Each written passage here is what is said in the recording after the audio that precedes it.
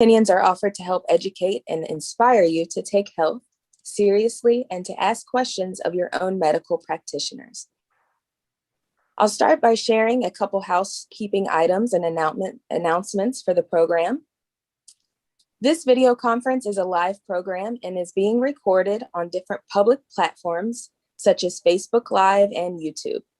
Your participation on this program is completely voluntary, and if you choose to participate and prefer not to have your image and likeness displayed, there are visual and audio settings on your personal device that you can use to block your picture and to mute your voice. That said, all participants will be muted by our Zoom technician initially. We ask that you remain muted until a host or moderator asks you to contribute. That is in order to minimize the distraction of background noise that we can give 100% attention to our speakers. Check and make sure your device is on mute until called on to speak, and then once again, place your device back on mute when you're done speaking, please. With regards to the chat room, if you have questions, you can enter them into the chat room. Please limit your questions to 2 per topic being addressed, and please do not use the forum to advertise or promote your products. Understand that there may not be sufficient time to get to all of the questions, but we will do our best.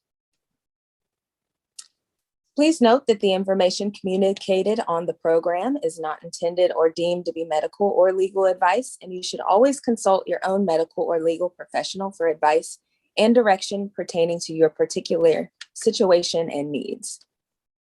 The information presented here is not advice, but rather opinions and recommendations from credible sources. Black Health Trust, its representatives, members, employees, attendees, heirs, assigns, and guest speakers and presenters assume no liability whatsoever in connection with the information presented or used by anyone, nor are these discussions directed to specific situations. Again, we strongly encourage all attendees of the program to consult their own legal or medical professional for conclusive guidance on how to proceed in your own personal circumstances. We are in this together.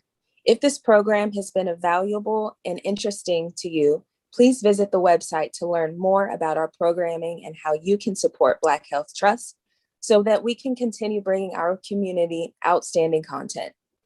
Please visit blackhealthtrust.org. We want to thank the Black Health Trust Steering Committee, the Executive Board, its virtual administrative assistant, our production and Zoom technician, Black Health Trust supporters, and all of the people behind the scenes for their time and efforts that make this program possible. Let's now welcome all of our distinguished physicians and special guests. We thank you for sharing your valuable time, information, and educated insights with us today. Your participation and support help to empower our communities of color, and this is critical to our present and future well-being as people. Black is beautiful and knowledge is power. Welcome again, everyone, to the Black Health Trust weekly program. This is our community. This is our time to take care of our health. So lean in, everyone. Dr. Randall Maxey, please do us the honor of beginning today's program. Thank you so much, Janelle. We appreciate you with us every week. And welcome to our audience and our distinguished guests. We have a fast-paced program today, so we're going to get right to it. The first person we have today that will bring credible information, and I might say the most credible. By many, he is considered the top medical and science physician in the entire United States. And I'm referring to Dr. Collins. We'll get to his introduction to be given by Dr. Ivan Walks. Dr. Walks, would you take over the introduction so we can start our program? Absolutely, Dr. Maxey, thank you. My name is Ivan Walks. I'm a psychiatrist. Former commissioner for mental health for Los Angeles County, former public health commissioner for the District of Columbia, former member of the APA Board of Trustees. Dr. Barbara Naybert-Stevens is a graduate of Harvard University and Tufts Medical School, served 2 years in the National Service Corps, is a pediatrician and an amazing physician that served in leadership roles in the National Medical Association as well.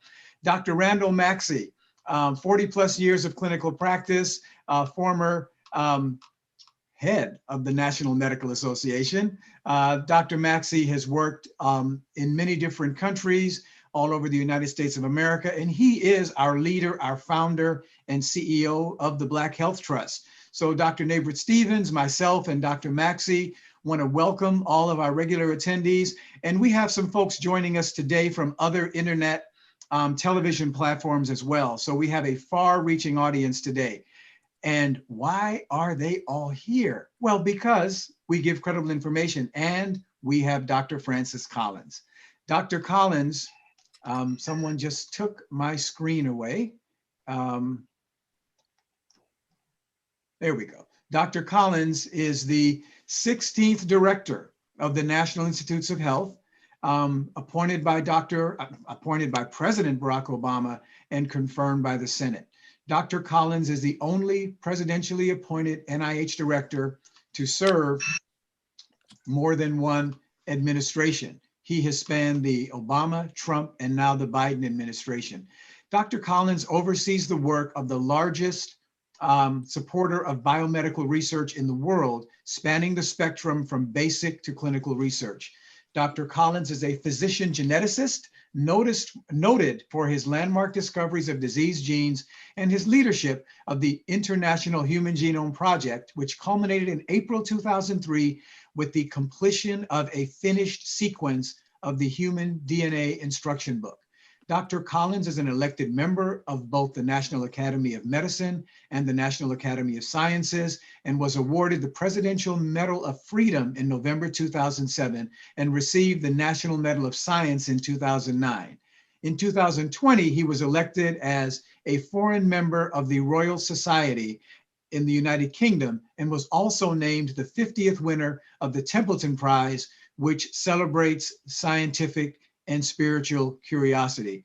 Dr. Collins' work, his contributions really span everything from the scientific community to Amazon, where you can buy his books. Dr. Collins is with us today for a brief time, as his busy schedule is just that. Dr. Maxey, as our leader, would you please get us started with the first question for Dr. Collins? Thank you so much, Dr. Walks. Dr. Collins, we're so excited that you're with us today. And we're also excited to announce that the Black Health Trust, in cooperation with SUNY Downstate, State University of New York Downstate Medical Center, is sponsoring on June 25th, the first international conference on long haul. And since you have so eloquently written on the long haul syndrome, I wonder if you would gift us with your thoughts about the long haul syndrome, who it affects, the symptoms and potential therapeutic options. But please address the long haul syndrome if you would. Well, yes, I'd be glad to do that, Dr. Maxey. And it's an honor to join all of you in the Black Health Trust here today. And it's been my great privilege to work with many of you over the years, oftentimes through your leadership of the National Medical Association, which has been a really important ally for a lot of the research efforts that I've had the chance to be involved in for my now 28 years at NIH. And certainly more than ever at this time of the COVID crisis, we need to be working together. So I'm really glad for the chance to talk with you all today. I noticed that later on in your program, you're going to be talking about the All of Us program, another one that's near and dear to my heart, and where NMA and the Cobb Institute has just been a critical partner. So delighted to see all these connections. But long COVID certainly deserves our attention. In fact, I had a 3.5 hour uninterrupted House Energy and Commerce hearing on Wednesday with some 50 members of the Congress, all of whom wanted to probe about what this is and what we're doing about it, because it is a source of increasing concern. We didn't expect that a respiratory virus like this one, SARS-CoV-2, that causes COVID-19, would have this potential to produce long-term symptoms in people. Most respiratory viruses, as you all know, you may be pretty sick for a week or so, but a couple of weeks later, you're generally better.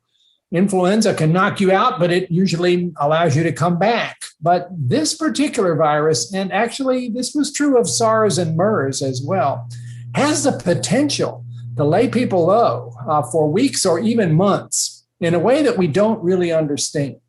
It doesn't happen to everybody. Depending on the series, something in the neighborhood of 10% or maybe as many as 30% of people who've had COVID-19, if you check in with them 4 to 6 weeks later, they're not entirely back to normal. They have a variety of symptoms that are all pretty puzzling and frustrating. That includes shortness of breath, fatigue, which can be quite profound to the point of not being able to really go about daily activities or hold down a job. They have brain fog, this sort of difficulty with cognitive function being as sharp as it should be. They may have abdominal symptoms. They may have other kinds of difficulties with palpitations, suggesting some cardiac involvement. But each person seems to have a somewhat different manifestation of this, but it can be totally debilitating. The people who were sickest with the acute phase of COVID have a higher likelihood of these longer-term effects, but that's not universally the case. There are plenty of people, including younger people, who had pretty mild symptoms from their initial infection, but then they get this long COVID aftermath that they can't seem to shake for weeks at a time. We at the NIH see this as a major challenge to try to sort out as quickly as possible. And so we have put together a plan to actually start studying as many as 20,000 COVID survivors. And it needs to be a highly diverse group in terms of age, in terms of sex, in terms of race and ethnicity, so that we can really begin to see what are the correlates here. And then really study intensively what's going on here. Is this in the immune system that reacted to the virus and somehow is still in overdrive and is not going back to normal? Is this a problem with the clotting system? Because we know this virus increases the propensity for small clots, and maybe they actually are still happening and need to be resolved. Is it possible the virus is still there in the system, even though you can't detect it at that point? If you do nasal swabs or saliva samples on people with long COVID, you don't find any more evidence of the virus. But is it hiding somewhere in the body, in a reservoir? One thing that points maybe to that possibility is that at least some people have found that when they got vaccinated against COVID-19, even though they'd already had it, they were going to have their vaccine, as everybody should, even after infection. And some of the long COVID symptoms got better. In fact, in some people got better pretty dramatically in the space of a few days. Maybe that would say those are people who still have lingering infection and the vaccine helped take care of it, but we don't know. So NIH, working with our colleagues at CDC and FDA, and fortunately is provided with $1 billion from the Congress to work on this. We are all in, and this is going to be one of the most intense large-scale cohort studies that you've ever seen, and it needs to be, considering the seriousness of long COVID. Well, thank you so much. Dr. Neighbor-Stevens? Well, I would like to follow along on the theme of COVID and ask, what would you say to our audience that what should our audience be most concerned about regarding COVID, the COVID-19 pandemic now and moving forward? Well, that's, a very appropriate question. And we're all trying to figure that out on a daily basis. First of all, I think we could say with some sense of relief that in the United States, we are starting to look better in terms of the number of cases, but we still have far too many every day. We are seeing vaccinations take place. I just looked at the numbers from today. 56% of Americans who are adults have now had at least one injection, and 40% have had both. So we are getting to the point where we have a significant number of people who are fully immunized. By the way, that is providing a wonderful sense of relief to those of us who've now been able to get to that point. My wife and I were able to have another couple join us for dinner last night, and we could take off our masks and we could sit around the same table and break bread together and laugh and hug each other at the end of the evening, because we were all at that point of full immunization, and now it's safe to do that. And I think a lot of people who haven't quite gotten to that point yet may not realize how liberating that is. So maybe that's one more reason to encourage those who are still sort of waiting and seeing whether they want to get on board. There's a lot of positives about this. The things that we have to be concerned about is that there are still too many cases. We're not done with this. And these variants in the virus are really popping up in ways that trouble us.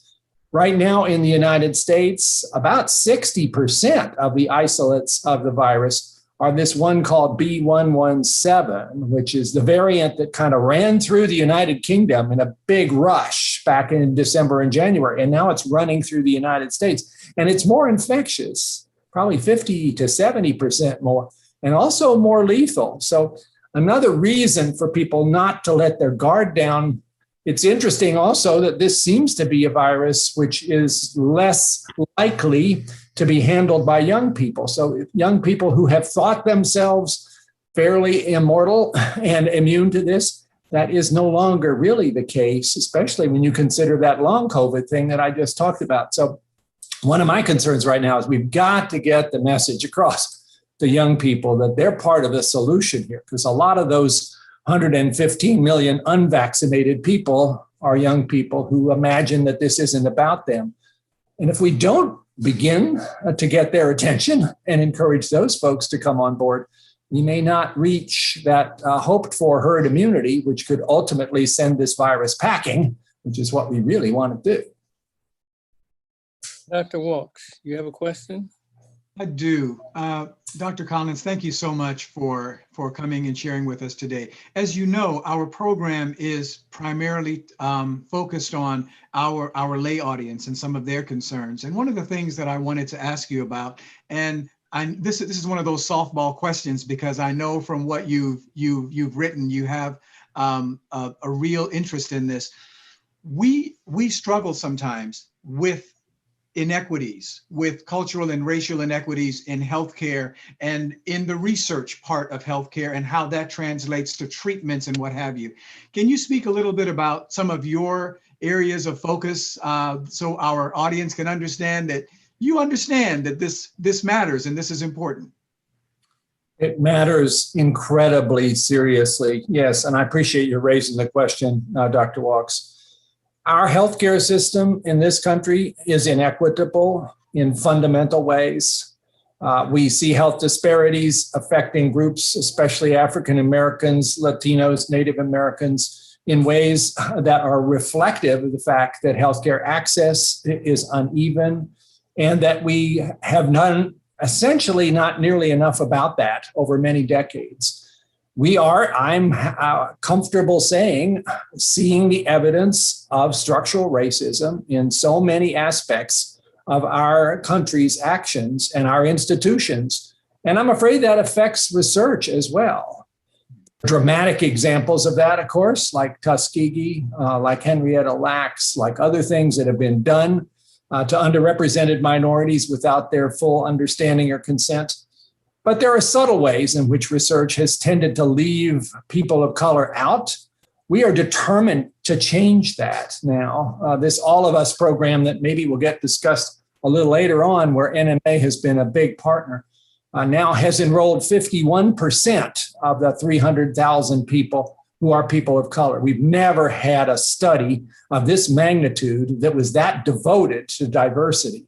And that is something we are determined to do in many other places as well. And we will be doing that with the long haul study I mentioned a minute ago. But yes, I think at NIH, 2020 will be remembered not only for COVID-19, but also for the killing of George Floyd and a number of other awful circumstances that have affected underrepresented groups that have wakened us up to the need to look really closely at our own situation. Our workforce is not as diverse as it should be, and that is hurting us in terms of productivity and excellence that we know comes from diversity. And our health disparities research agenda all too often seems to be like around the edges of the problem instead of delving more deeply into the fundamental causes, which then gets you into such things as residential racism and segregation and all of the other structural racist aspects of our society. And we are unflinching to look at that now with a group of very wise and also unflinching individuals. So watch NIH. We're going to take this on in a way that has not happened before. And we want to be held accountable for changing that, for what we can do. Now, we can't fix the healthcare system in the country. We're the research organization, but we can certainly advocate for that. And we can try to put forward research projects that would allow you to see how much better things could be if you piloted a different approach. And then maybe that would help with those who are making the decisions about our healthcare system. Thank you. Dr. Collins, I appreciate that answer. I have a concern that we have a problem in our country with vaccine hesitancy, especially from communities of color.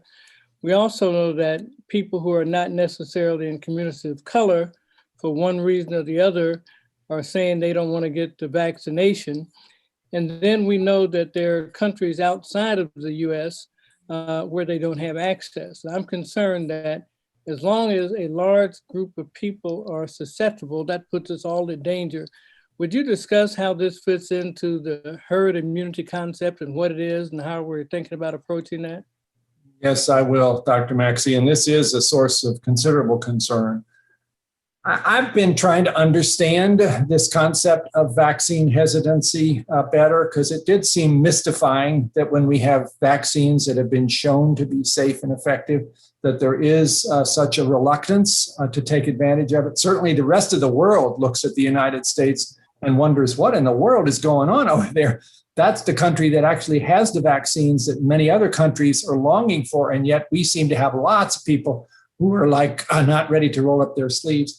But you know what? I think I've come around to the point of view that every person who is still not stepping up to be vaccinated has a series of questions, a series of reasons. And I think I need to do a better job of listening instead of lecturing, because I've done some lecturing too. And those questions are a variety. There is a particular site that I hope people who are interested in seeing how those questions can be answered that you want to look at. And it's actually something that NMA is part of, and that's the COVID-19 Community Core. And you can get to that if you just Google, "We can do this." That's the motto of the COVID-19 Community Core. We can do this. And there's 400 organizations, maybe more by now, and a whole bunch of individuals as well that have signed on to this. And at the website, there's a lot of valuable, reliable information to try to answer questions. Like, what about fertility? Does this have any effect on that? The answer happens to be no, but there's a lot of people who have heard maybe that's something to worry about. What about in pregnancy? Is it safe there? Answer happens to be yes, but there's a lot of rumors about that as well. Questions about, wasn't this rushed? Wasn't this vaccine produced so quickly? And didn't that mean that corners were cut so that things about this were basically shoved under the carpet? And I can say, because I've been in the middle of this for 15 months, essentially without a break, that there were no corners cut. What we did was to get rid of some of the bureaucratic steps that normally slow down the development of a vaccine and might take 5 years, and instead was done in 11 months. But I would submit there's probably never been a vaccine trial like the ones that were used for this purpose and that produced this 95% efficacy and a high degree of safety. So people should be reassured, and that data has all been made very public. But those questions need answers. And I think sometimes it just sounds like people, especially people like me who happen to be from the government, are just shaking our finger and saying, just roll up your sleeve and don't keep asking these questions. We want to hear the questions. They have answers. We just have to keep working at that. But your question about herd immunity, that's crucial. And this is a place where I think maybe people haven't completely got their head around this, that vaccination is not really just about yourself. It's also about whether we as a community can get past this worst pandemic in 103 years. Herd immunity, which is sort of a terrible term because it sounds like we're all cattle. It's really the idea that if you can get 70 to 85%, and there's no bright line there, of the population who is immune, then the virus can't keep going, because if somebody gets infected, there aren't enough other people around that they spread it to. And so the virus gradually fades away. And the higher we get that percentage of immunity, the quicker that fade will happen. We know that's how this works. We would love to see that we are on a confident path to get there, but we are now encountering a circumstance where we got lots of doses of vaccines of the Moderna and Pfizer, and now the J&J since it's been released from the pause. And yet the number of people signing up to roll up their sleeves is starting to dwindle a bit. And there's serious questions about whether we'll get there. So I'm a person of faith, and it seems to me there's another set of folks in the faith community who are also uneasy about this and not fully trusting of what science has to offer. But again, I would want to have those folks also understand that as a person of faith, where your calling is to love your neighbor and to do things for others, vaccination is another example of that. Even if you don't think you need it, by the fact that you became immune, you're less likely to be the one who turns out to be the vector who spreads it to other vulnerable people. And think about those people who will not respond to the vaccine, people with cancer who have chemotherapy that's blocking their response, people with organ transplants on immunosuppressives. They will not be able to get immunized by the vaccine because their immune system won't respond. It's up to all of us to kind of offer them this blanket of protection by getting enough of the healthy population immunized. And I just hope that kind of argument ultimately will win the day. And for those who are waiting around to sort of see if it's safe, well, gosh, we've got 9 months of experience now, and the safety seems to be really good. Well, thank you so much. I certainly appreciate you giving your valuable time to us today, but I have one last question to ask. Sure. Including testing and treatment, what are some of the things that you see communities of color contributing, especially the National Medical Association, the Association of Black Cardiologists and other organizations, and the Black Health Trust? How can we help you better serve our communities of color? Well, you have been helping all along as a partner in so many of the things we're doing in research. We are going to need to continue to develop therapeutics. We haven't talked about that here. We do have treatments for COVID-19 that are helpful for people who are quite sick, remdesivir and steroids like dexamethasone. But we don't yet have what I hoped we would get pretty soon, which would be an oral agent, a very highly effective and safe antiviral that you could take by mouth as soon as you got a positive test. There are some promising things coming along in that regard. That means we need to mount large-scale clinical trials of those, and we will want people to agree to take part from all walks of life and all races and ethnicity, so we can make sure that such an intervention works equally for everybody. And it's been really gratifying to see how people of color have signed up for the vaccine trials, but we're going to need to be asking again for some of these treatment trials. Likewise for testing, and we actually have a program I'm pretty proud of, which is focused on underserved populations, trying to provide the kind of testing that's been hard to come by, tests that you can do yourself in the pharmacy or even at home, sort of point of care tests, as they're called. The program we're spending $250 million on right now, called Rapid Acceleration of Diagnostics, and that's RADX is its acronym, for underserved populations. And that's 35 places around the country trying to see if we could make that kind of testing accessible easily. Communities that have otherwise been kind of overlooked, would that make a change in the course of this terrible pandemic? I think it's starting to look pretty promising, but we need your help in that as well. Well, thank you so much. In fact, one of our later presenters is going to give us a briefing on just such a device, but we thank you for your time. We appreciate you being with us, and should you want to come back, you're going to be welcome on any given Sunday. Well, thank you for what you're doing very much, Dr. Maxey, and all your colleagues there for getting this information out there to people who are really seeking answers. And I know that's what you're all about, and thank you for doing so. Okay, thank you, Dr. Collins. All right. Thank you. Dr. Neighbor? Thank you, Dr. Maxey. We are going to move on to the next part of our program. And that part of the program, Dr. Collins actually gave a little clue when he mentioned the all of us.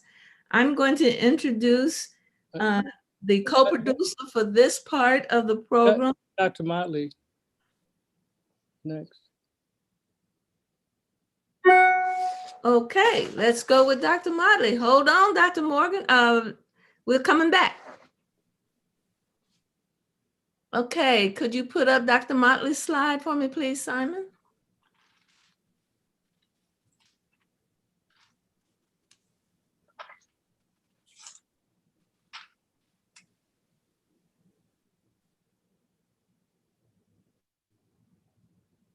Simon? Give me just a second. Okay.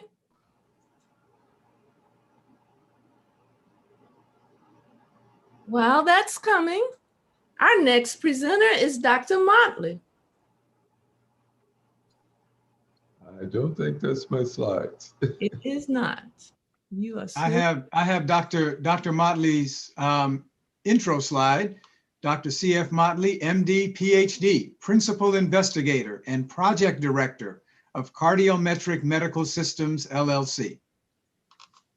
So we can start with that one. Okay. Would you like for me to share the thing? If you could let me share, I can put up the slides from here. Go ahead.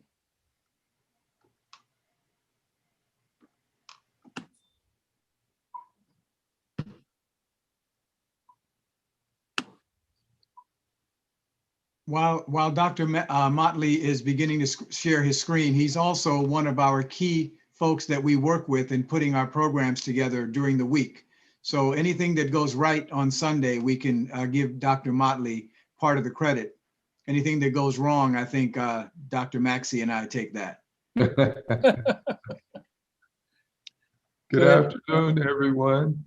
I welcome the fact that we got to see Dr. Collins. And what I'd like to do briefly is update you on the Pathawan project. And this project is the result of a group of Black physicians, scientists, and engineers, and the development of a medical device that tests, tracks, and traces COVID-19 infections. And it does this in less than 10 seconds. So I'm going to briefly review what this is all about. Earlier in the year, we presented the details. So just let me go through the summary here.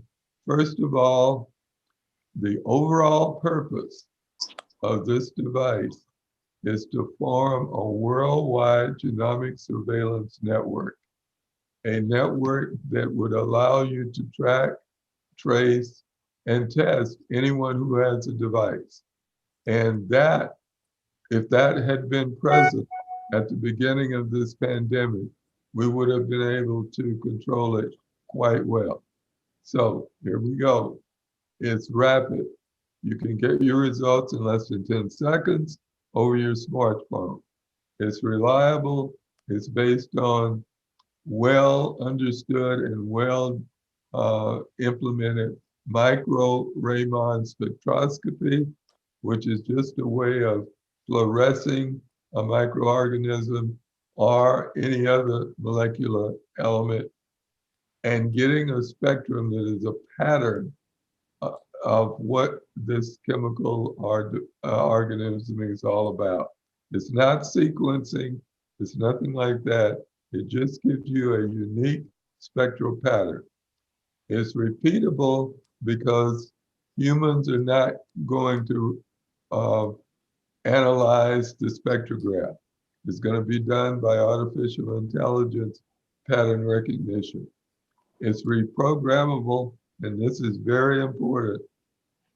It can be reprogrammed to fit any of the new variants, current and existing respiratory infections, and this is all done in an all digital domain.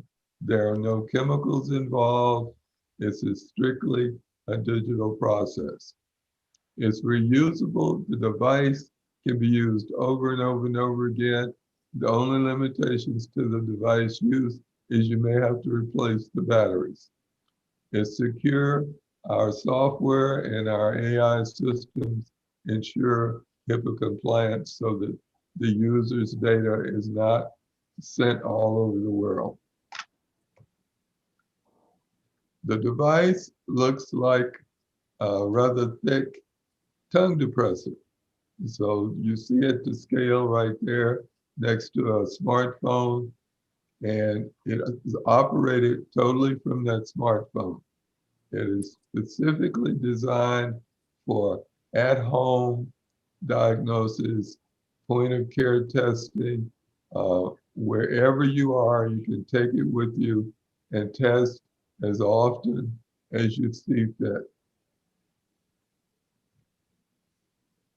Again, the overall objective of this project is to create this genomic surveillance network. That means everyone who has a patho-1, and our goal is to have everyone have a patho-1, can be linked into this online cloud. And this cloud connects you to giant server farms of processing centers that do the artificial intelligence, the detection, the tracking and tracing. And it tracks and traces based on you becoming positive for the respiratory infection. If you're positive, then it will tell who you've been close to in the last 14 days that is also on this network. The origination of this point of care testing was done with laboratory equipment. It's simply a laser, a spectrometer, and linked to a PC or a smartphone to do the analysis through the server farm. So this all originated by just plugging and playing a bunch of off-the-shelf equipment. It evolved into this tongue depressor-like device that does the same thing as that laboratory or off-the-shelf equipment. As you can see in the diagram, it has its own spectrometer. It has a variable UV source for the fluorescence of the substance you're testing.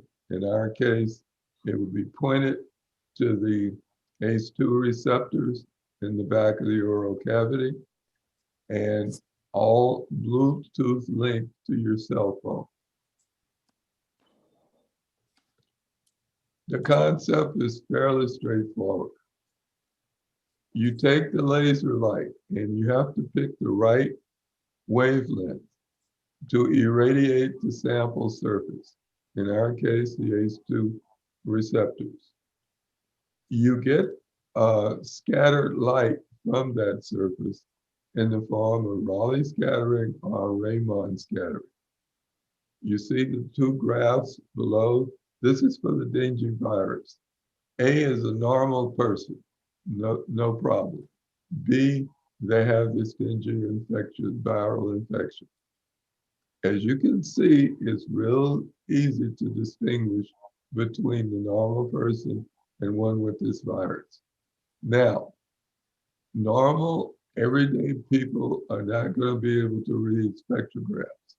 Some physicians may not even recognize the patterns generated by these viruses. So we've employed artificial intelligence pattern recognition techniques to identify the virus.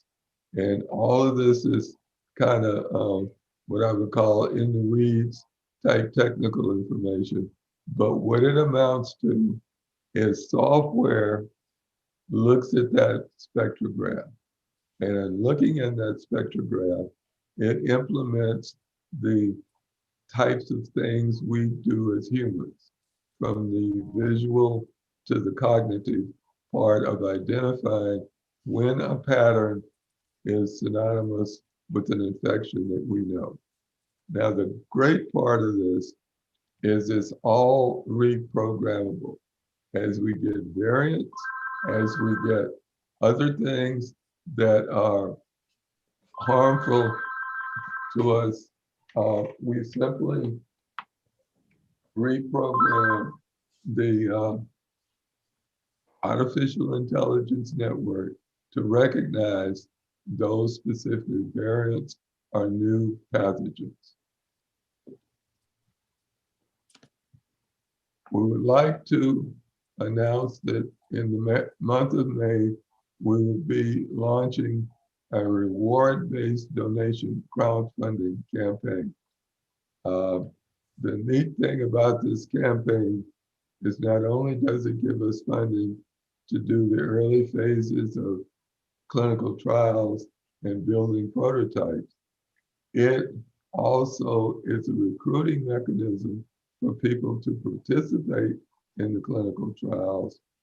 And those who participate at a certain monetary level will get a free Pathowan for participating. That's it, Dr. Maxey. Thank you so much, Dr. Motley. I'm sure you'll be communicating with Dr. Collins on this too. I think so. Thank you so much, Dr. Neighbor. Thank you. So now we're going to move to the third segment of our program today, which will be the All of Us program that is headed up by Dr. Randall Morgan. Dr. Morgan has a distinguished career as an orthopedic surgeon, but then he extended his career in 2005 by becoming the inaugural executive director for the Montague Cobb NMA Health Institute. And through that entity has been instrumental in guiding scholars and research specialists who focus upon the elimination of health disparities. You won't probably be surprised to hear that such a energetic person has also served as the 95th president of the National Medical Association during the years of 1996 and 1997. At this time, I'll present Dr. Randall Morgan, who will introduce the rest of the panelists that will be presenting on the All of Us program today. Dr. Thank you, Dr. Neighbor Stevens. And good afternoon to all of you who have chosen to join us this afternoon. Thank you to Dr. Maxey for the invitation, for my colleagues, and for me to be a part of this important discussion. We're all members of the board, the staff, and the leadership of the W. Montague Cobb NMA Health Institute. We've conducted over a dozen informative and timely webinars that have emphasized the partnership of the W. Montague Cobb NMA Health Institute and the NIH All of Us research program. This program is a result of the vision of Dr. Francis Collins and the leadership of President Barack Obama. Certainly, this is a singular opportunity to be able to share the stage with Dr. Collins today. And we're sorry we weren't able to tell him in person how much we appreciate his vision and his support of both the National Medical Association and the Cobb Institute as it relates to the All of Us program. Dr. Morgan, I'm wondering, could you just, for 1 minute, and I know this is atypical, who is William Montague Cobb? William Montague Cobb is one of the most outstanding individuals, certainly in health and in science, that any of us would ever know. And Dr. Maxey and I were fortunate enough to be students of W. Montague Cobb at Howard University. And he is the person for whom the Cobb Institute is named. Dr. Cobb was a past president of the National Medical Association. And actually in that role in 1965, he ushered in the Medicare law and also hospital integration at the same time as he taught anatomy to my class at Howard University. He also was the editor-in-chief of the Journal of the National Medical Association for 30 years. And he was the first African-American to receive a PhD in anthropology. So he has been quite an iconic leader in the National Medical Association. Thank you. Thank you. So the Cobb Institute is a 501c3 nonprofit research institute that was launched by the National Medical Association in 2004. And the mission of the Cobb Institute is to identify unmet healthcare needs and develop solutions that will reduce racial and ethnic health disparities and improve the health of all United States residents. I'm honored to serve as president and CEO of the Institute. And to begin our program today, I would like to introduce you to our panel of speakers. First, I will introduce you to Dr. Winston Price, a past president of the National Medical Association, who now serves as the Chief Information Officer and Director of Information Technology of the Cobb Institute. He has been a part of the Cobb Institute almost since its inception, and actually was president of the National Medical Association when it was launched. Dr. Edith Mitchell is the editor-in-chief of the Journal of the National Medical Association and also a distinguished past president of the National Medical Association. She is a professor of internal medicine and oncology at Jefferson School of Medicine, and she serves as the chair of the research committee of the Cobb Institute and has supported the Cobb Institute and the National Medical Association in so many ways. Her research is in breast, colorectal, and pancreatic cancers. And then finally is Ms. Conchita Burpee, and she is the marketing consultant for the Cobb Institute and the principal of Intermix Marketing.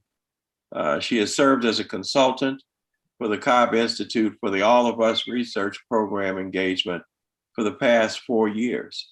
And some of her innovative work in terms of our focus groups and other organizational activities throughout the National Medical Association have brought great attention to the Cobb NMA effort with regard to all of us.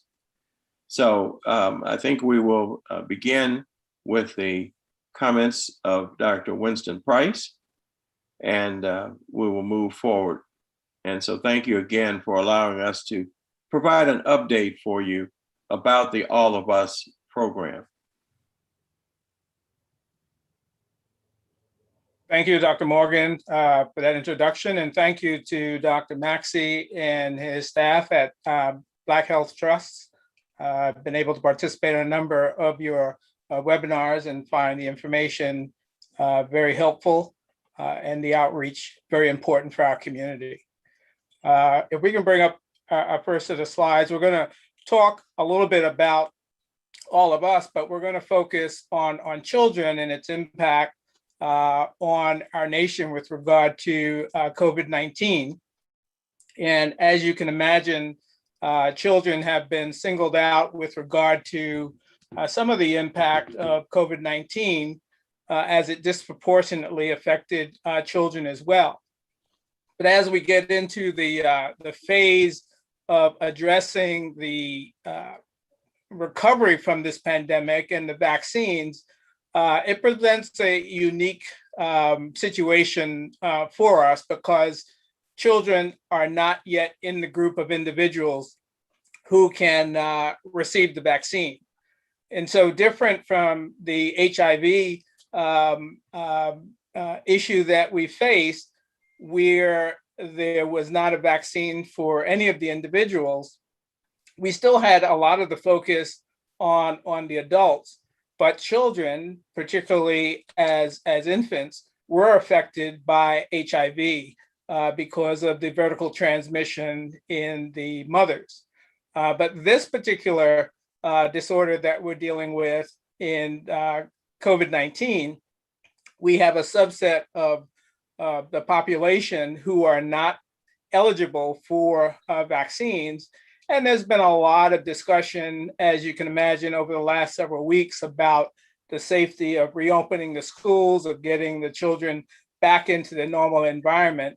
And so we'll try to unpack a little bit of that in the next 5 minutes, and then try to answer any questions you might have. And you can move forward to my block of slides, which are in the second bank. So as you can imagine, when we're talking about the impact of COVID-19 on children, a lot of the issues were concerning their ability to not be in a school setting, in a social environment. And so, yeah, you can go to the next slide. And so what's been going on now with the latest CDC guidelines with respect to masking or not masking and social distancing, coming back into the school environment, has centered around children.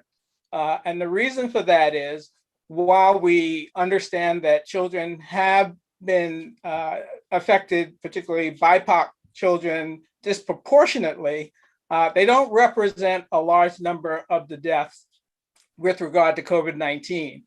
And so in a political sense, in a kind of philosophy sense, there have been certain portions of our population who are pushing back on the need for masks, even with the new CDC guidelines. And basically the understanding is, if we're going to get back to normal, we're going to go with the current premise for children. And that is, schools are safe for kids to return. Most of the transmission that is occurring among children are not in the school setting, but in their home environment and in some particular sporting activities. And so we feel that if we follow simple guidelines and mitigation strategies in the school setting of individuals over 2 wearing masks, continuing the social distance, being in a school where there's adequate ventilation, and making sure that the children are frequently washing their hands, then returning to school is safe. Next slide. And so we'll talk a little bit more about some of the implications of that as we go along. Next slide. So one of the key things with regard to children, as I mentioned, is the low number of deaths. You see in the first two columns there, only about 300 or so individuals less than 18 years of age have died as a result of COVID-19. But as Dr. Collins said, there's a lot of issues with regard to the long haul syndrome. And for children, what we're seeing as part of that quote unquote long haul is this multi-system inflammatory disease of children, where they can have disorders of the neurological, cardiac system. Some have had GI pathology, and some have had strokes. And so we're concerned about what the long-term effects on children is going to be, even though the respiratory component and the deaths are not a major part. And so we're trying to avoid the large number of deaths and also the long haul syndrome. Next slide. But because of that, because there's not a lot of deaths, both in males and females, you see an equal distribution. One of the issues in terms of recommendations about vaccines is whether we should begin vaccinating children less than 18 years of age. Next slide. And part of the issue with that is children cannot consent for themselves. And so getting them involved in clinical trials is not as easy as one would like. However, there are clinical trials going on as we speak, both in the Moderna, Johnson & Johnson, and Pfizer. And we're hoping that by maybe the end of the second quarter, that is by June, we'll begin vaccinating children as young as 12 years of age. And the hope is by the end of the year to have a vaccine approved for emergency use authorization for children as young as 6 months of age. Next slide. So this is just a girl in the Cincinnati Children's Program, a 16-year-old who received the vaccine while she was part of the study group. Next slide. Now, part of the key issue in terms of parents is getting them to understand the importance of vaccines when we have it available for children. You understand in the presentations you heard thus far about the pushback that we're getting with adults, but you can only imagine the kinds of issues we have to address with regard to children. And so we're kind of making sure our messaging not only is going to the parents, but also you want to make sure your messaging, both from the medical standpoint and from the community, is reaching the children. And so this slide simply says that there's a difference between how you reach children and adults, where most adults are going to be in the Facebook space. Children are more gravitate to YouTube and Snapchat if you're trying to reach the teens. Next slide. And the same in terms of gender mix, the same platforms are going to be used by them, with the boys using the YouTube to a greater degree. Next slide. And then additionally, your messaging, as you heard by several of the speakers, needs to assure that we're giving them facts. You have the COVID-19 Prevention Network. You also have the Black Coalition Against COVID. And so there's a wealth of material that you can use both from the medical community and the lay community to get the appropriate message out to the children. Next slide. And then the main thing that I want you to do, you can skip to the next slide, you don't have to play the video. The main thing I want you to do is make sure you communicate at every opportunity with parents and children about the vaccine. Don't just assume because the child is less than 18 that they don't want to be part of the conversation about COVID-19 and the importance of the vaccine. We kind of want to flip and make them push the parents about the importance of the vaccine. We will get back to normal, getting them to school, but we have to be cognizant of the impact of what going back to school for many of the children will be in terms of the large impact of mental health disorders that we've seen with children who have been in the safety of their home environment. So I will stop there and then answer any questions that you might have and turn this over to our next presenter. Thank you. Thank you, Dr. Price. I really appreciate your astute discussion. I have two questions. Yes. The second one is serious. The first question is, you didn't mention MySpace, which I know about. The serious question though is, what is the reason that young children seem to get infected at a less rate? Is it because they haven't yet developed ACE2 sites yet? Or what is the reason that they tend to have a lower infective rate? Well, you are the expert in this space, Dr. Maxey, and you know that we're still both in the CDC and the American Academy of Pediatrics trying to understand all the ramifications, even the recommendations that we were given earlier on to communities and school systems about when to send children home and when to test them. What we found was that the majority of children, particularly under the age of 12, did not have the respiratory symptoms. They would come in with fever, with a cough, with headache, and that constellation was more indicative of being infected with COVID-19 rather than having the severe respiratory illness and having to end up on oxygen and a respirator.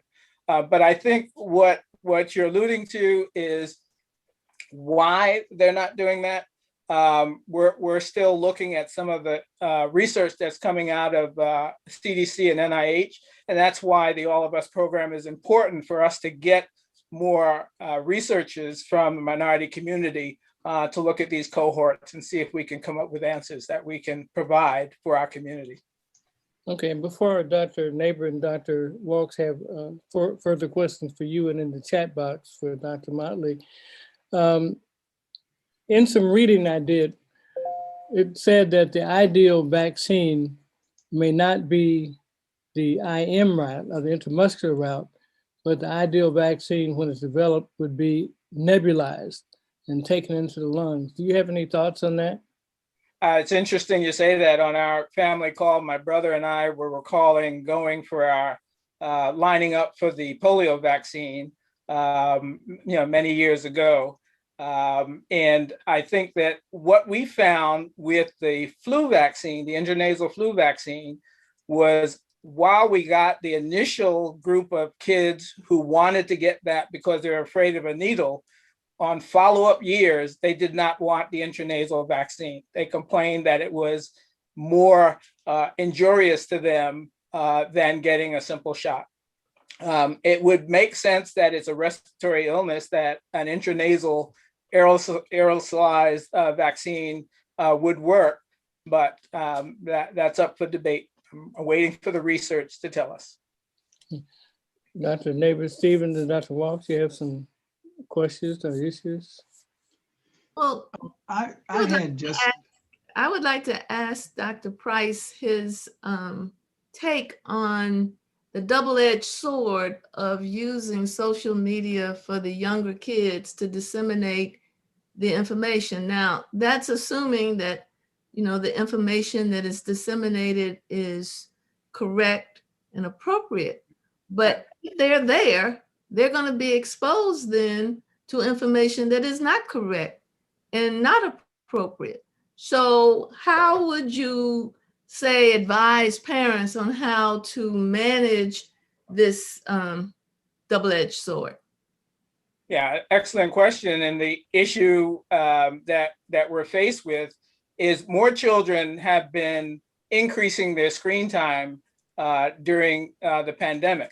And so what we want to do is make sure we have the correct messaging for them that is culturally appropriate for them to understand, because we know they will be bombarded with social media messaging that will take them down the wrong rabbit hole. And so I still think it's very important. And if you look in the area of social justice, in the area of climate change, children have led the way in terms of speaking out and getting the movement going in the right direction. And so we just want to be part of the solution in bringing the correct science to them in platforms where they're trusted, like Black Health Trust. Dr. Price, I had this may sound very simple to most people, but I tend to understand things simply. We talk a lot about vaccines and vaccinations. When I was health officer in DC, we had a program called No Shots, No School. People understood what a shot was. Right. People are talking about, well, I don't want to get a vaccination. You got a bunch of shots. You got shots the first several years of your life. And I think that sometimes that simple messaging, talking with young people, with young children, can make a difference. So can you talk about why we're using vaccine words when people know what a shot is? Well, I was just looking at Spike Lee's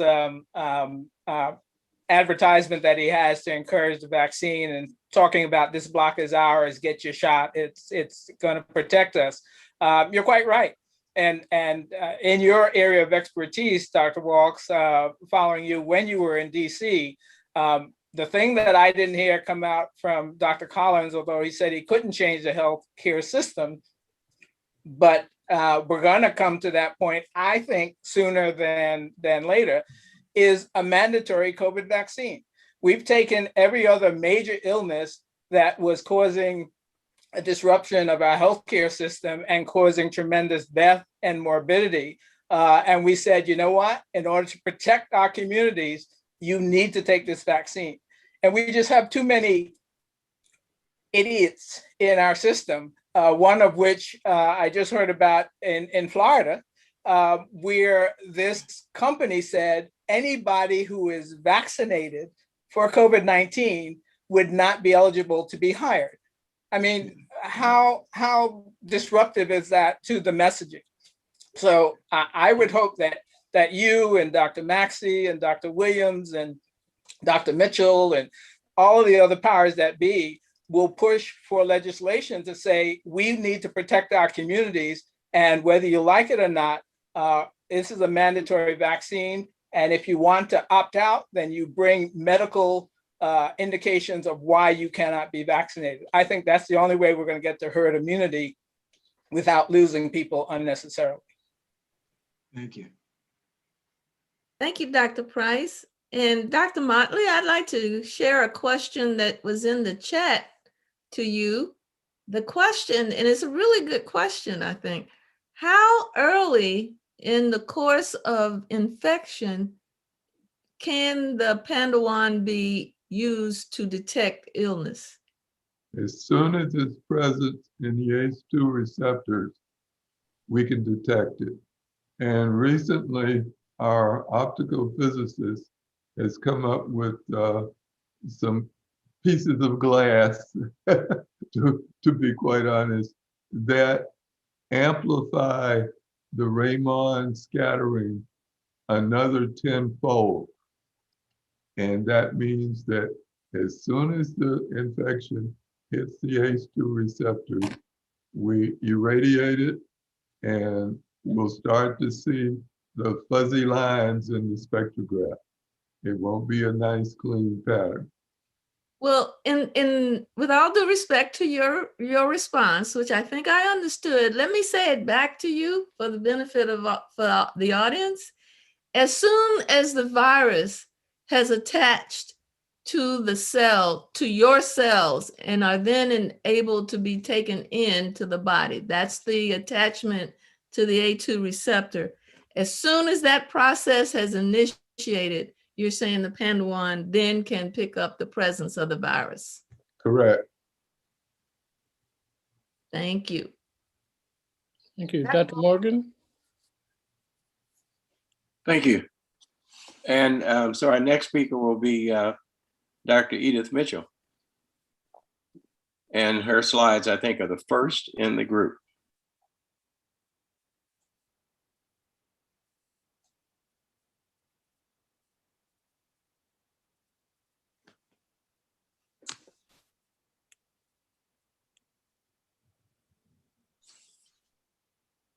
So thank you so much, Dr. Morgan. And thank you, Dr. Maxey and Dr. Neighbor Stevenson and all of the members of this team. It is my delight to be here again with you. And thank you. Next slide, please. So I'd like to focus on disparities in cancer and the COVID, but also have some history and that we are assessing the past through the rear view mirror. Next slide, please. If we look through the rear view mirror and see where we've done with cancer over the years and the impact of COVID, we find that there is some very important information. First of all, African-American men have the highest cancer incidence and mortality rates compared to all other racial and ethnic groups. Next slide, please. For non-Hispanic white females, while they have the highest cancer incidence rate, but non-Hispanic Black females have the highest death rates. So you see that the African-American community, as well as others, have higher death rates from cancer. Consequently, we need to look at time and look through the rear view mirror. Next slide, please. And what we have, note that for many cancers, there is a lower death rate now. However, the trend is still African-American men and women, next slide, having higher incidence rates. And therefore, the gap between the races has actually increased, although overall death rates are lower and continue to decline. Next slide, please. So this decline in death rates over several decades, very important for us to look through the rear view mirror and see what we have accomplished. Dr. Harold Freeman said that the genes are very important, yet genes can be influenced by a number of factors, including social injustice, culture, poverty, lower socioeconomic status, and all of these things can affect the gene environment. And therefore, that's a part of all of us. program to look at some of these environmental effects on the gene environment and how that may predispose to diseases. Next slide, please. And one thing we have to all do together, we've talked about diversity, inequality, and equity, but what we really have to do and look at the tree that is in the justice area. While we have tried to do some things over the past to help disparities and to help communities, and we see that despite all that has been done, the tree is still bent and is not getting the resources that enhance growth. So what we really have to do is get rid of institutional racism and make sure that we have justice and actually fix this tree so it is not bending away from disparate communities. We got to fix the tree, and therefore getting rid of some of the social injustice and the institutional racism, so that we're not bending this tree away from certain individuals and certain communities. So it's not just giving these communities extra things. We've got to get rid of this institutional racism and fix the tree so that it is standing up. And in some cases, we may need a new tree. Next slide, please. Next slide, please. So just to mention a couple of cancers, breast cancer, for example, in African Americans, higher mortality rates, higher advanced stage of presentation, a lower lifetime incidence. However, there is no increased incidence.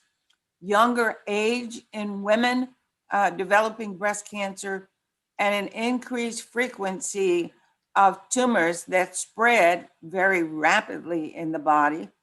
And what is frequently not talked about, there's a higher incidence of male breast cancer in Blacks. Next slide, please. Multiple myeloma, another cancer. Many people don't think of multiple myeloma as being disparate. However, it has the greatest gap between the races. For non-Hispanic individuals, an incidence rate here, note the incidence rate of African Americans. Next slide, please. And the mortality rates also double that of other races. Next slide, please. Colon cancer. Black Americans have the highest colorectal cancer incidence and mortality rates of all racial and ethnic groups in the United States. African Americans are 20% more likely to develop colorectal cancer and 40% more likely to die of it. In fact, for African American men, it is 47% higher likelihood of dying from colorectal cancer. Next slide, please. The impact of COVID on cancer incidence and mortality rates is really very interesting. When we look at not incidence rates, but treatment and the results of treatment, many individuals, especially African Americans, are afraid to come into the clinical centers to receive treatment. So early on in the pandemic last year, we had fewer patients coming in for cancer treatments. And that was really important because cancer has not stopped for the COVID pandemic. It's like COVID has T-boned cancer, and therefore we're dealing with both. And we're dealing with studies from the National Cancer Institute on individuals who have cancer, who are receiving ongoing therapy and then develop COVID. So we're looking at those areas. Individuals who develop COVID while on cancer treatment have higher death rates. And for screening and cancer incidence rates, on the right side, note that the light blue is the projected increase in cancer cases that it is expected by the National Cancer Institute over the next few years, because patients either have not come in for preventive or diagnostic procedures and have not received appropriate early treatment of cancer. Next slide, please. So the root causes have been discussed about cancer and why Blacks have a higher incidence or a higher mortality rate. There is explicit bias and racism, low number of minority professionals in oncology. So we've got to get more doctors into learning programs and provide more doctors in care. And that is one effort of the Cobb Institute. And it has been more explicitly evaluated, and it is more prevalent. And we're talking about it more since the pandemic. There are a number of other factors. Next slide, please. And again, how can we address the disparities in cancer outcomes? Well, we need to work with communities, figure out where healthcare systems are healthcare institutions so that we know at each community what we need to do. We need to also look at clinical trial participant representation. And as Dr. Collins said, the All of Us programs is one of the greatest participatory programs that NIH has conducted, and focus on enhancing the approach to genomic and clinical research to allow the full benefit of precision medicine to all racial, ethnic, and socioeconomic populations. And we all have to do this together. It's not just the doctors, it's not just NIH, but with everybody working together. Next slide, please. And again, the root causes of disparities are multifactorial, and therefore we've got to address at all levels of care. Next slide, please. And this is my last slide. Just hit this once more, please. Yes. So at the Sidney Kimmel Cancer Center at Jefferson, where I head the Disparities program and have developed the Center to Eliminate Cancer Disparities, what we show, and this is what we use in our center, we do community outreach. We work with partners in the community who have influence. We have navigators in the community who know the community. And each community is different. You can't just say there's a one shoe fits all. And even in Philadelphia, North Philadelphia is very different from West Philadelphia and East Philadelphia. So very important. We've got our basic scientists, we've got the clinical scientists and clinicians, and then we have the epidemiologists and statisticians to help us. And the idea is to increase accrual to clinical trials so that it's affecting everybody. And what we have to do in one area of the city may be different. And we've got to remember that COVID-19 has T-boned cancer treatment, and we've got to step back, reassess, and redesign our plans so that we are affecting everybody, especially communities such as the African American community, where there was already disparities prior to COVID. So we've got to look through the rearview mirror and make sure that we are addressing the issues that were prevalent prior to COVID, and then continuously evaluate the effect of COVID on healthcare for patients with cancer and trying to prevent cancer in others. Thank you so much. I appreciate the opportunity to speak with the group today. Thank you. Dr. Morgan, may I ask the first question? Oh, please. Thank you.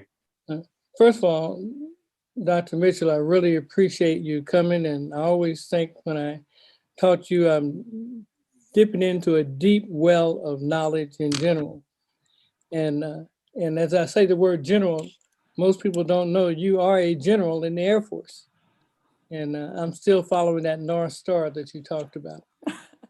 Thank you so much, Dr. Maxey. There are two questions I have. One, I'm a nephrologist. I take care of patients with kidney failure. But very few, if any, patients die from their kidney failure. They tend to die from coronary artery disease or other related problems, but the kidney itself doesn't tend to kill anybody. When you mention the increased mortality rate in the various cancers, I'd like you to address what some of those actual causes of death are. And I'm wondering if late discovery and hesitancy of diagnosis is a part. And the other is, I know that I was well into my senior years before I had a colonoscopy. And so someone described that when you have a colonoscopy, you really don't know it until you wake up. But I had this idea of some large thing going into my rear end, and I didn't get it very well. Dr. Walks described that when he said, why don't we just say shots instead of vaccinations? Could you address those two issues? Oh, yes, Dr. Maxey, and thank you so much. So I won't cover all the cancers, but let's just talk about the three that I mentioned. Breast cancer. Breast cancer occurs in African Americans, both men and women, at a lower age. And many are less than age 40. So therefore, they would not have been in the category for recommendations for a mammogram or other consideration for screening for breast cancer. In fact, I get patients coming in their 20s with an obvious cancer in the breast, and they were told by some clinician, they say, that they were too young to get breast cancer. So developing more aggressive type cancers that spread to different parts of the body early is a manifestation of breast cancer in young Black women. So therefore, we've got to teach people that if you feel something in the breast and you are too young to get a mammogram, you need to go find a doctor who will check you over and order the appropriate test. So that that's one reason for early diagnosis of breast cancer and the mortality of breast cancer. You've got these really aggressive tumors, more advanced at the stage when they come in, and therefore contributing to the early death. For myeloma, now this is your kidney effect. Many people are told that they have anemia for years, many Black people. And when they come in to me, they already have advanced myeloma and might be in kidney failure. In other words, patient coming in with a BUN of 110 and a creatinine of 8 or 9 because the myeloma proteins have clogged the kidney. So that with the fact that also many people don't think of myeloma when individuals come in with anemia, don't test for it. And almost every myeloma patient who comes in with very advanced disease will tell you that they've been told that they had anemia for 3 or 4 years, or perhaps longer. And then for colon cancer, you had the colonoscopy.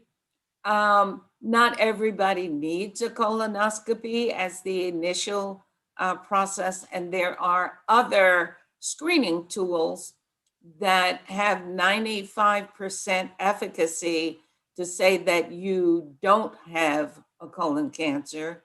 It's not perfect, it's not 100% yet.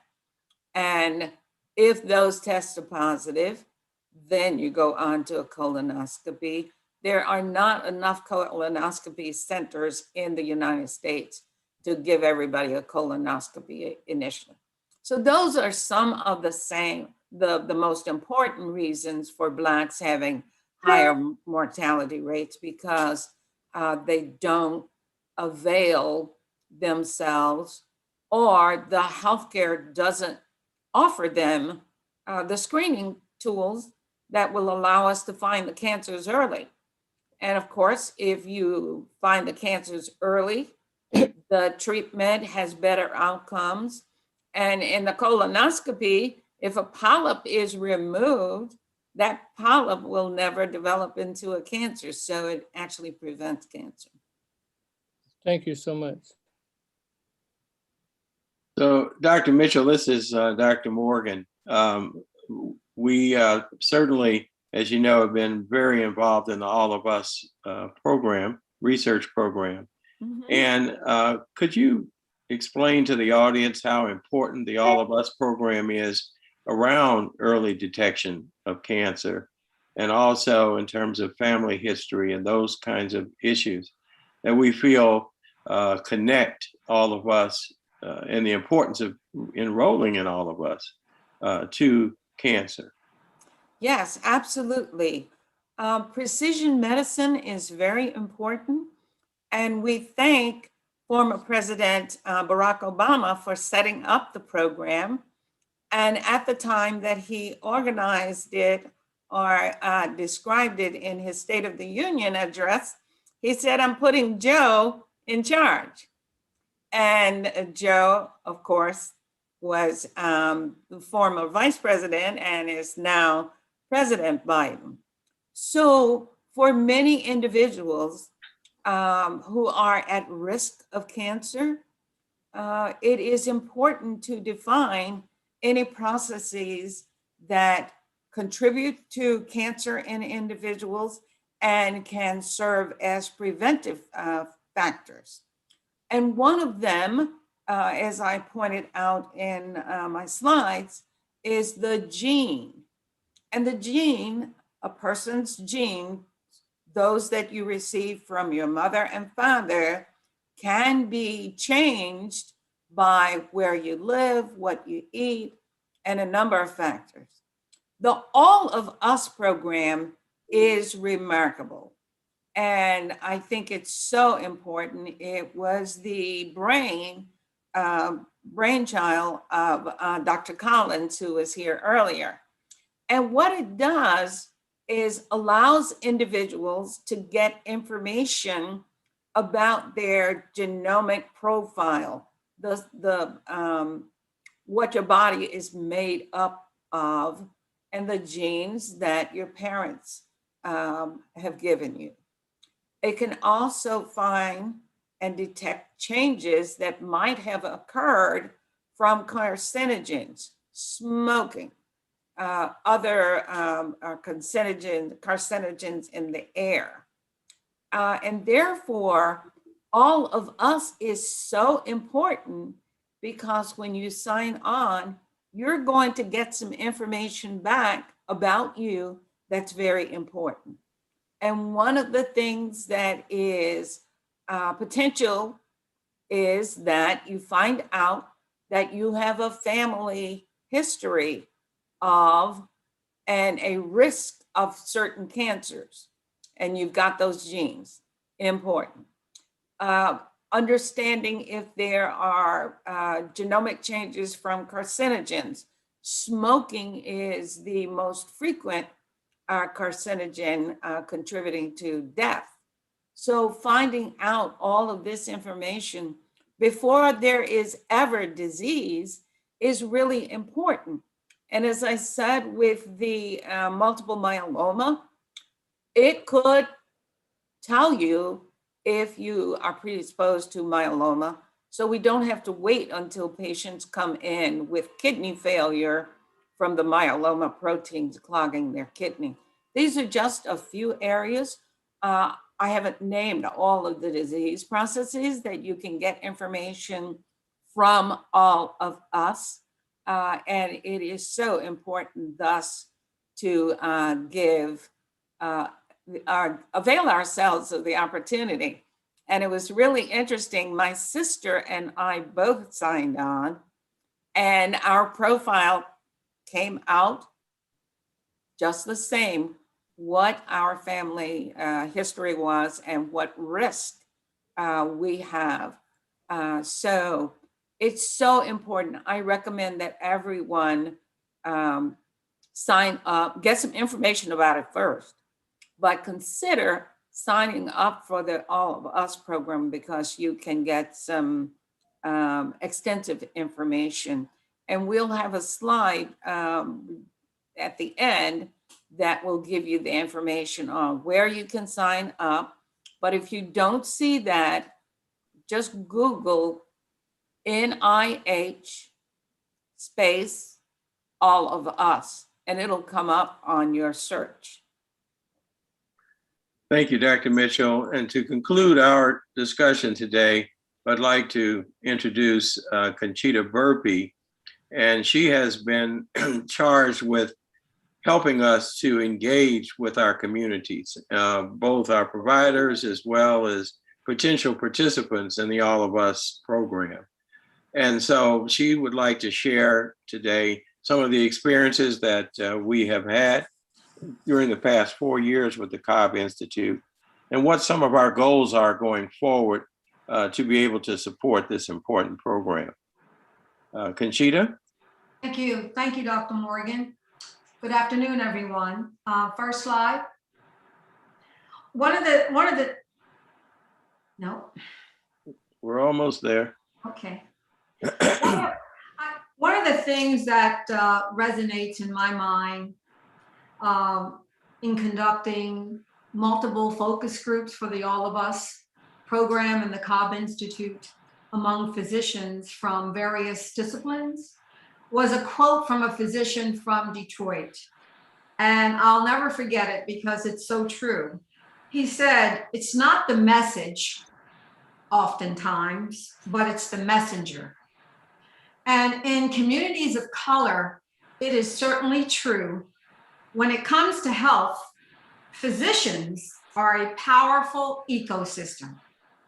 Physicians see patients. Patients are a part of the community.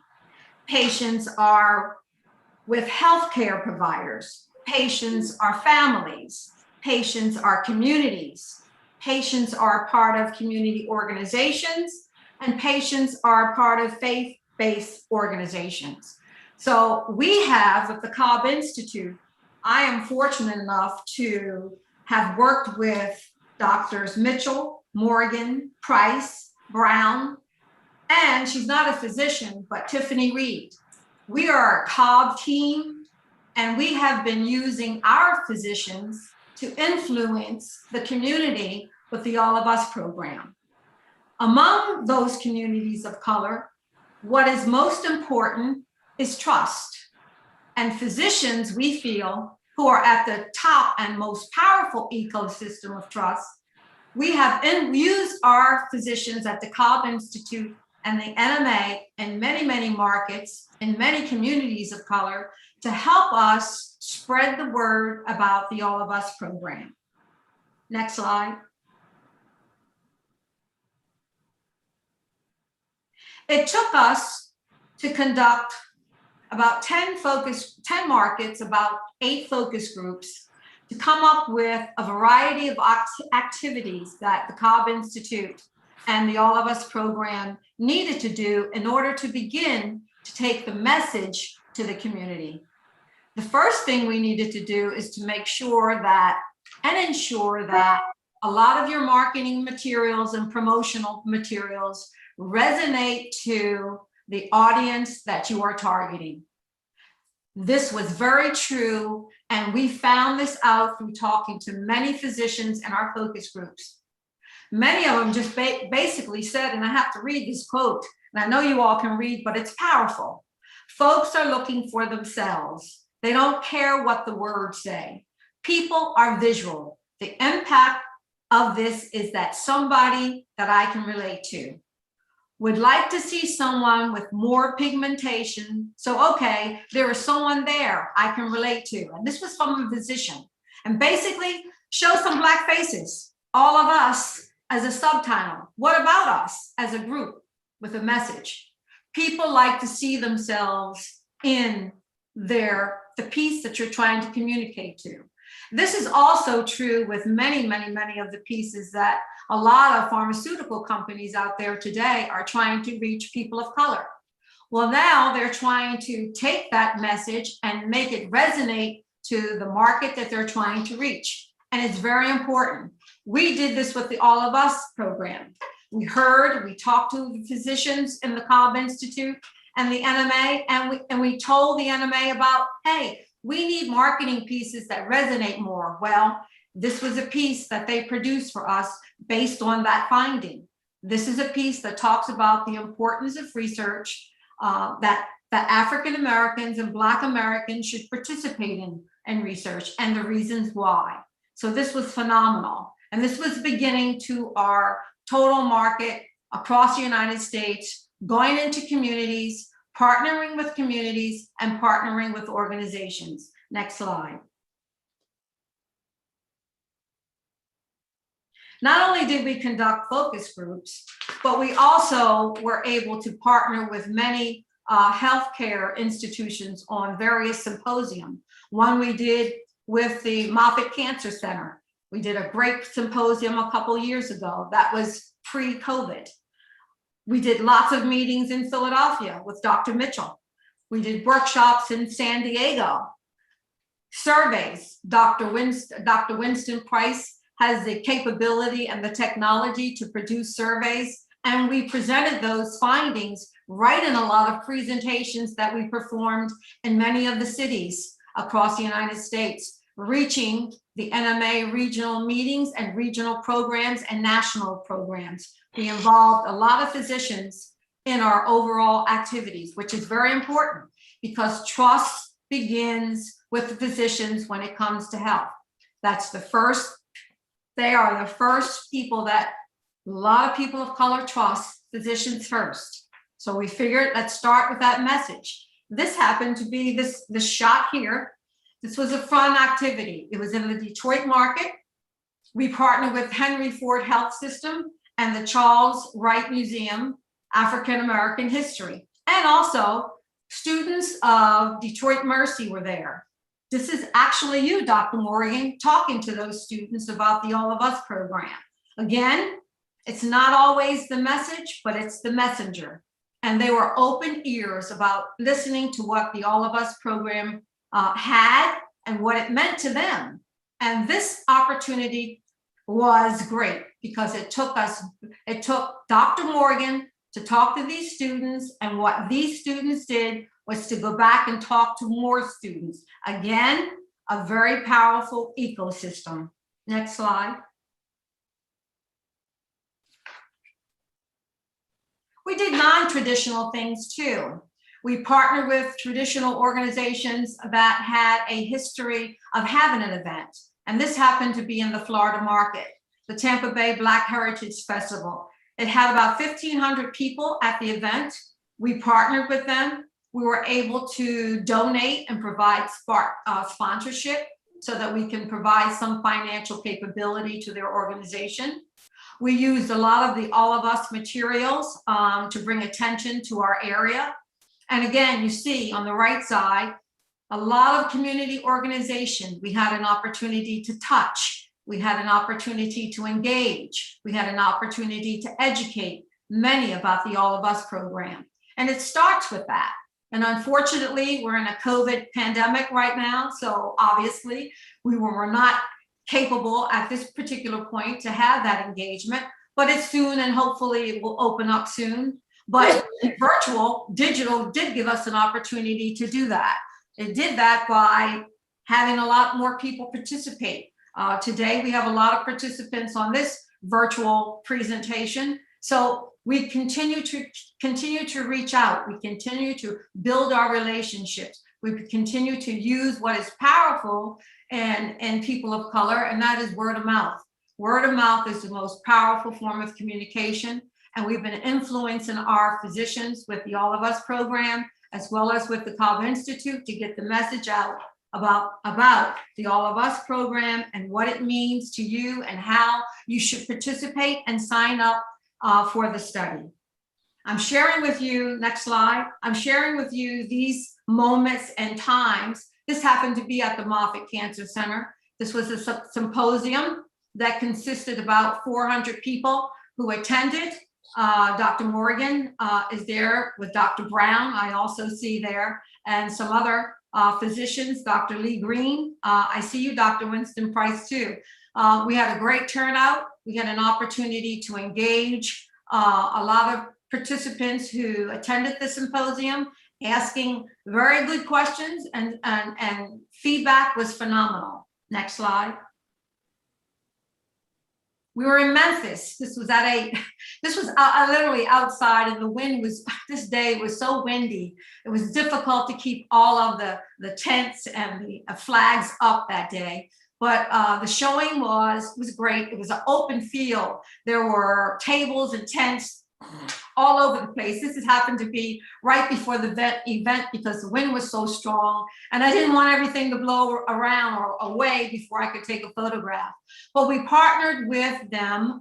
We partnered with the Baptist Memorial Healthcare, Shelby Farms Park, and the city of Memphis. And it's so important when you go into a community to partner with organizations and communities, organizations that they know their community. So it's best that you contact, network, and partner with folks who know the community, know the audience, know the areas. Like Dr. Mitchell said, Philadelphia, it's not just North Philadelphia is different from South Philadelphia. South Philly is different from West Philadelphia. So you have to partner with people who are in that particular city to understand and know what the nuances are and what the cultures are in that particular market. Next slide.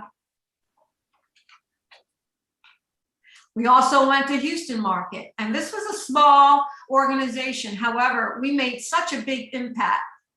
We were able to provide a scholarship to a disabled student who graduated from high school and was going to go on to college for the first time. And this was all about mental wellness workshop that the Cobb Institute partnered with. And we made a big influence and a great relationship here in the Houston market. Next slide. So overall, I thank you. I thank you for the trust. I thank you for the trust that physicians bring to many of the communities.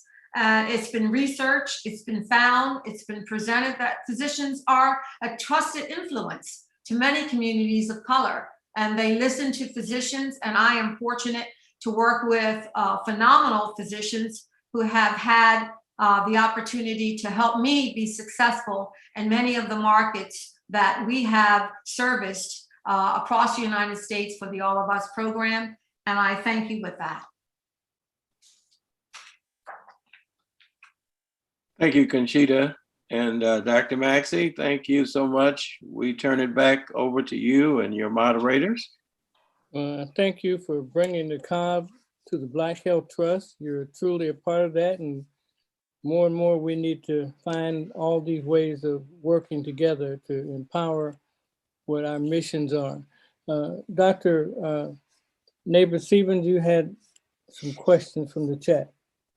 Yes, thank you. there's a question that I thought was really an excellent question. Dr. Morgan, this really could go to any of your members of your panel. I don't know who wants to take it. And I'm just going to read it because it was so well formulated. Given the disparities in delivery of healthcare for people of color, what do you do with alarming/terrifying genetic information once we have it? Doctors will often not consider health information unless there are symptoms, which may be too late. So I'm happy to start. Dr. Neighbor-Stevenson, thank you for that question from the audience. The information is given back to the individual, and you can do what you want with it. I discussed it with my sister because we had not compared. But you can discuss it with your healthcare provider, with family members, or with anyone that you want. All of us will not release information to any of these people, not even to your doctor. You have to give it to your doctor. So therefore, it helps you plan. For example, if you have a higher risk for diabetes and you find out about it when you're 25 years old, as compared to late diabetes when you're 50 or 60, then it allows you to discuss it with your providers to plan. The same is true for Alzheimer's. If you know about it early, you're able to plan. So I say knowledge is power. And if you've got power over your healthcare, use that power, discuss it with others so that you may prevent certain disease processes, perhaps.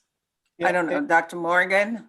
Yeah, if I can add, one of the important powers of the All of Us program is it goes beyond just the genetics in the medicine. And we know that the social determinants of poor health outcomes plays a major role in people's disease and morbidity and mortality and community health. And obviously, I'm sure Dr. Walks will attest to the fact that we need a more robust public health structure within America. But that said, one of the things participation in the All of Us program helps us to do is that when we see pockets of cancer in families or communities, we can tie that information back by getting more physicians and other researchers of color looking at the data and tying it back to pollution, to contamination, to toxic waste sites, to poor nutrition programs, to social injustice, to racism. And so, we have to change the way we think about health and not think about going back to the physician when you get information, but going back to the community activists, to the politicians, to the legislatures to change upstream why we're having poor health outcomes. So I think the All of Us program helps us to do that.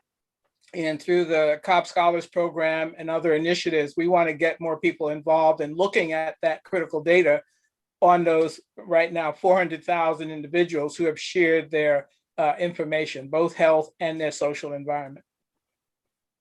And so the other important point with the All of Us program that has been magnified with the COVID-19, we call it the intersection of COVID-19 and All of Us, is that it is clear that both in terms of clinical trials for COVID-19 and participation in All of Us, in order for African Americans to benefit from the knowledge that will be gained or can be gained, African Americans must be involved every step of the way, not only as investigators, but as participants in clinical trials and participants in All of Us, so that we can garner this information.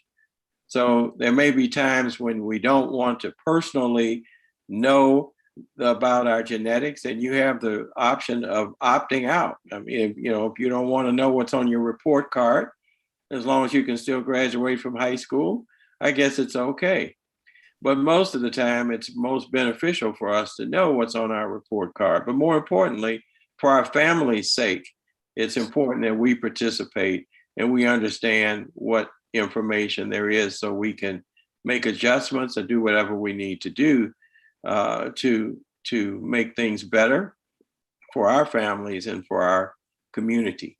So it's that sort of responsibility, social responsibility, that we see that the All of Us program is taking an increasing role in, and particularly with regard to African American health. Dr. Maxey, if I can just jump in for a moment. Dr. Morgan, your group has just been wonderful. And to my fellow Air Force veteran, General Mitchell, thank you so much. Dr. Price got me riled up. You see, I'm leaning forward here. I think part of the question in the chat has to do with fences and walls that we have. A lot of folks don't have access to take information that may be very scary to someone that can help them with it. And I think that was part of the question. And what it brings me to say, and I'll try to make this very brief, is the Black Health Trust is about building bridges. And the fact that all of us is here on the Black Health Trust today, the fact that Dr. Collins is here on the Black Health Trust today, the fact that the Black Health Trust is connected to second opinion experts, which I know Dr. Maxey can talk about, gives folks a place to take those concerns as an individual. And at the same time, to get back to my brother, Dr. Price, we have to be active in our communities with respect to resources. We have to vote. We have to make sure the people who are making those decisions care about the fact that we don't know where to go. Maybe the clinic down the street closed in our community. Maybe we don't have those kinds of resources. There is this building of connection that we try to do here every Sunday, so that folks understand that there is a caring voice out there, and it is at the NMA with the Cobb Institute. It is at NIH with Dr. Collins. It is at the Black Health Trust. And to just put a cap in my comments, I think this kind of conversation where we understand that people continue to be afraid, that people continue to know that there are disparities in access for them. Dr. Mitchell's elegant portrait of inequity and inequality and all of that. This is where we can have those conversations. And speaking of conversations, my friend, Dr. Jordan, who like me struggles with trying to put stuff in the chat, had his hand up. Dr. Maxey, can you recognize Dr. Jordan before he comes over to my house? Dr. Jordan, would you please speak? Would you unmute? Yes, yes. Can you hear me? Yes. Yes, sir. Well, thank you. I won't be coming over, Dr. Walks, this time. Dr. Mitchell pointed out something. I want to look at AIDS as an example. Most of our white clients who come in, they have a primary care doctor. They're sent to us for HIV. In 40 years, I cannot, and 5,000 Black patients, I can't name 100 who came with a primary care doctor. We were their first doctor. And that remains a problem today. Most of the patients who come in still are coming in late when they shouldn't, but they come in when they get symptomatic or something else happens. And I think that's the other part of this we have to deal with.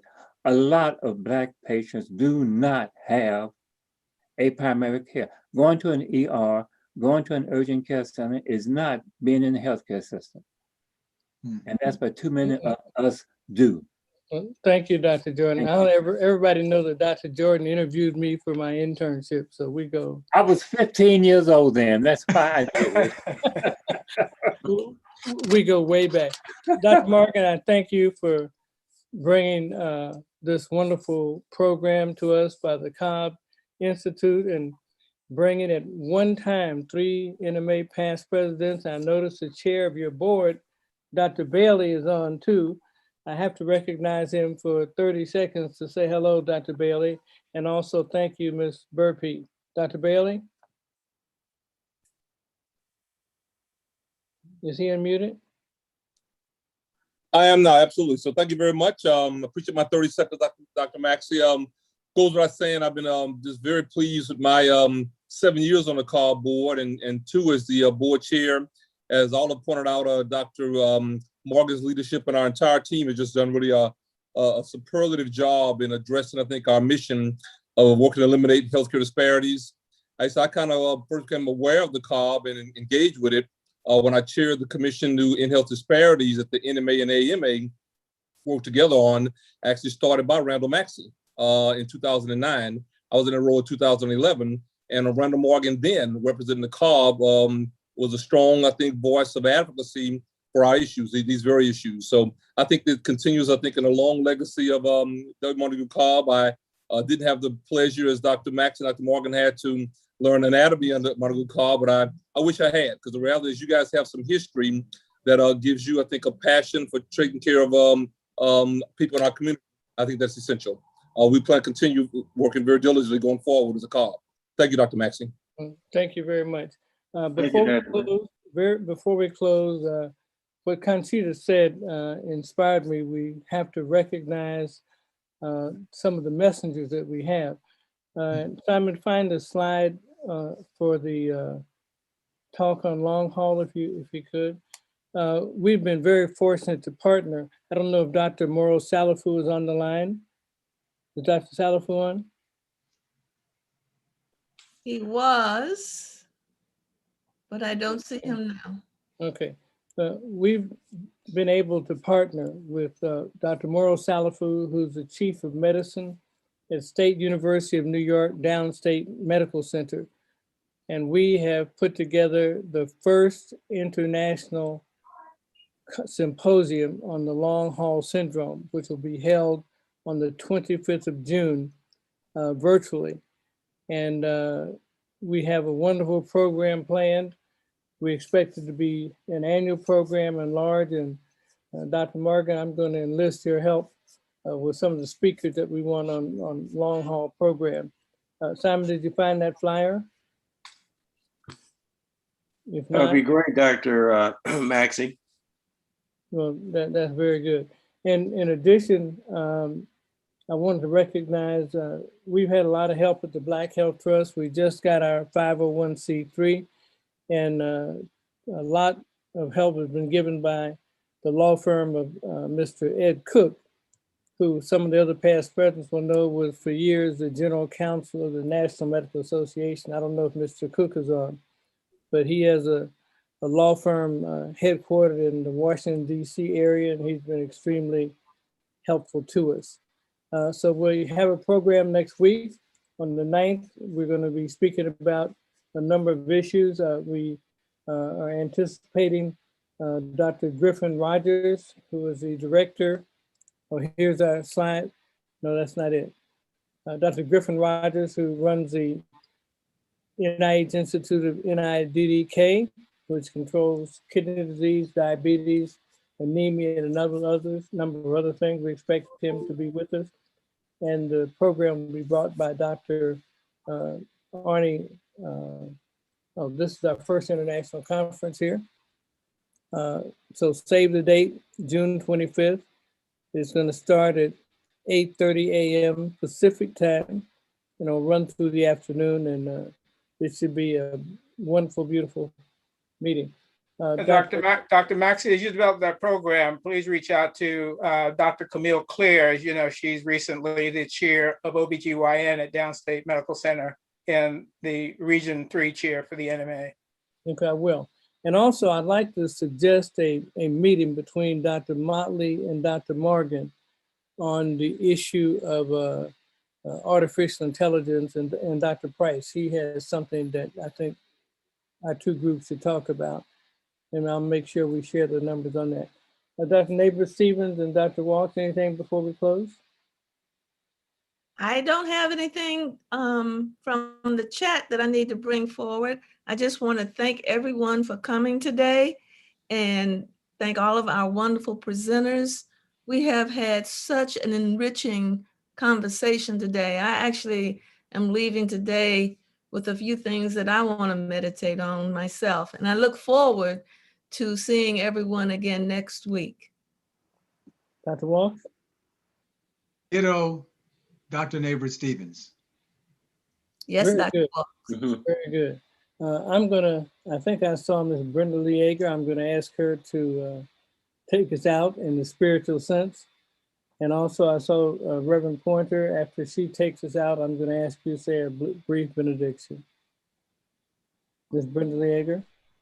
It's been a wonderful time. I thank all of the doctors, all of the presentations, and we just rest in the awareness that we are one with the one. We are the children of the Most High, and all of our talents, all of that we have spent our lifetimes giving service to others, we just expand and grow, and that people awaken to this power within them, that they will go and take that shot because, hey, God made the shot through the men and through the women. So we just stand still and know that we're going to be all right. And with that, I just said, we've come this far by faith, leaning on the Lord. God be with us all till we meet again. Reverend Pointer.